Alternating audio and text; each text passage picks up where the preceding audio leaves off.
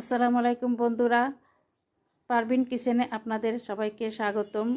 গাজরের হালুয়া, পায়েস, লাড্ডু সবই খেয়েছেন। গাজর দিয়ে আমি একটা দুর্দান্ত স্বাদের ডেজার্ট তৈরি করব।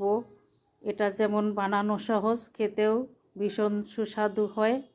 এই ডেজার্টটা তৈরির জন্য প্রথমেই আমি গাজর ভালো করে কুচি কুচি করে কেটে ধুয়ে পরিষ্কার করে নিয়ে ব্লেন্ডারে ব্লেন্ড করে নিলাম। এখন আমি একটা ছাঁকনিতে নিয়ে সেঁকে নিয়েছি। এখানে 250 গ্রাম গাজর নিয়েছি আমি। এই ডেজার্টের জন্য শুধু আমার গাজরের রসটাই লাগবে।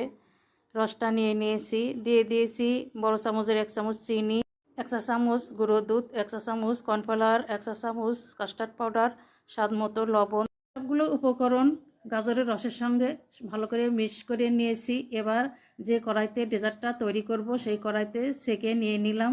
এবার হালকা আছে আস্তে আস্তে নাড়াচাড়া করে ডেজার্টটা তৈরি করতে হবে। আমার ডেজার্টটা রেডি হয়ে গেছে। বাটিতে আমি আগেই ঘি মেখে রেখেছিলাম। ডেজার্টটা সেট হওয়ার জন্য আমি 2 ঘন্টা ফ্রিজে রেখে দিয়েছিলাম।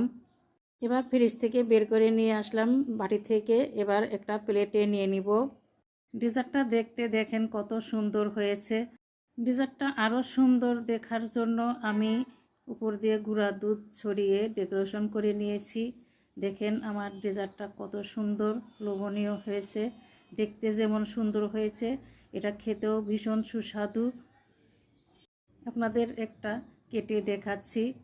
গাজরের এই ডেজার্টটা আসছে রোজায়, আপনারা ইফতারে রাখতে পারেন।